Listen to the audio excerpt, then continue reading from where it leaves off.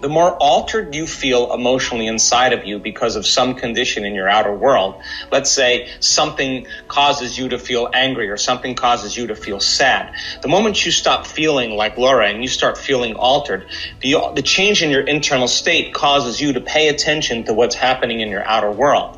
And so you narrow your focus on the cause. Now, the problem with that is that the problems and circumstances in our life that are causing us to feel the most emotions, we're putting most of our attention on.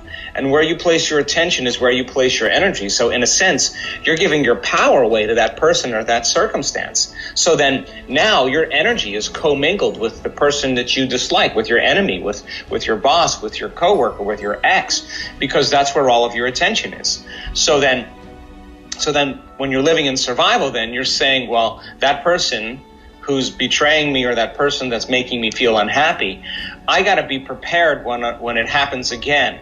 So we start anticipating subconsciously it's going to happen again. So we live in this constant state of vigilance, this constant state of survival. And in survival, it's not a time to create. If you're being chased by a predator, it's not a time to sit down on the ground, go within, and close your eyes. You would be vulnerable.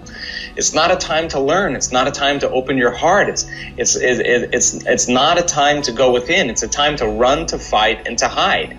And so the primitive nature in us in survival, which again, 70% of the time, we're living in that state of emergency. And in emergency, it's not a time for growth. It's not a time to create. It's not a time for repair. It's a time for emergency. So then think about this. So then if you're waking up every single day and you're living in this constant state, then for the most part, then you're not going to want to believe that your thoughts have anything to do with your future. In fact, getting a person to sit down and close their eyes, who's fearful, who's anxious, who's worried, who's depressed, that takes an enormous amount of effort. So, but if they understand the theory and the technology, then all of a sudden, if they start applying themselves and going within, and every time they start noticing a thought that's connected to a person or to an emotion, and they stop and they settle their body back down into the present moment, the act of doing that is a victory. Most people say, I can't focus. No, you became aware that you lost the present moment and you return back to the present moment. Every time you do that, you're telling the body it's no longer the mind, that you're the mind, and there's a liberation of energy. The body's releasing energy. Then the body says, well, you normally wake up at 8 o'clock, you get in traffic, and now all of a sudden you start getting angry in traffic, and now you're sitting there with your eyes closed and the body's going, you're off schedule. You usually feel angry at this time. So the body starts craving anger. And so what it does is it sends signals to the brain of all the past things in your life you can get angry about. And now the moment you realize that your brain is doing that, just for the addiction of that emotion, and where you place your attention is where you place your energy. If you put your attention on that emotion, you're siphoning energy out of the present moment into the past. You become aware of that. You return back to the present moment, and you tell the body then it's no longer the mind. You settle it down. That's another victory. Then the body says, well, I want to get up. I got emails to check. I got to take a shower. I got phone calls to make. I got texts to return. And it wants to get up. And you wanted it to sit down, and you realize that when it's on a program and it starts to do that, and you settle it back down into the present moment, it's another victory. That means then your will is getting greater than the program, and David is slaying Goliath. And in the act of doing this over time, sooner or later, like the body, it's just the animal, it's just the servant. Sooner or later, if you're training an animal to sit, sooner or later it's going to learn how to sit, and the body finally surrenders to another mind. And that is the moment the person starts freeing themselves. So then once they get beyond their body, their identity, the people in their life, the things they own, the place they live, in time itself, when they become pure consciousness, now it's time to begin to connect to that resource, that field. And being able to understand how to do that allows them all of a sudden to create more from holism, from oneness, instead of duality, polarity, or separation, because the hormones of stress heighten the senses and we become materialists, which means then there's me here and there's you there. And if you look different than me, I'm going to feel more separate. And then there's me here, and then there's my dreams way over there. Way out there, because that's how I see them, like at a distance. And I got to drag my body through space, and it's going to take time for me to get my new house, my new career, my new relationship, because I'm matter trying to influence matter. So then in the quantum, though, when you start connecting to this field, you experience less separation and more wholeness. And now when you create from the field, all you have to do is change your energy. And so when you do that properly, you no longer play by the rules of Newtonian physics. In fact, you do the opposite. You start drawing experiences to you because now you are the vortex. We could say you collapse time and space, or the experience is drawn to you. Now all of a sudden the game changes because the synchronicities, the coincidences, the serendipities, the opportunities start showing up in your life, and you're now the vortex. You're the center of that. When that starts to occur, and you start correlating what you were doing inside of you that produced that experience outside of you, you're going to pay attention to what you did, and you're going to do it again. And sooner or later, you're going to start believing more that you're the creator of your life and less the victim of your life. Now, here's the caveat. You can't have a great meditation, feel all holy, feel all spiritual, feel all connected, and then the moment you open your eyes, you return back to the program. You start getting angry, you start getting frustrated, you start getting impatient. The moment you do that, you just disconnected from the energy of your future, and you're back to the energy of your past. And don't expect anything to change in your life. That in fact, the whole purpose of this work is to change the brain and body so that when you get up from your meditation, that you can maintain that modified state of mind and body your entire day. And if you can, get ready, because weird and wonderful things are going to begin to happen in your life. So you got to be able to sustain that state with your eyes open, as well as you did in reaching there with your eyes closed. And it's a practice. And it's, I mean, even Einstein said it's a vibrational universe. I mean, when there's a vibrational match between you and some experience that exists in the quantum field, get ready, because if you're drawing experiences to you, and then all of a sudden you have to keep redefining abundance. I mean, my definition of abundance today is very different than it was just a year ago, because so many people think abundance is about money, but abundance is having more than you need. Yeah. Like having way more than you need. So all my needs are met and then some. And then when you have that experience,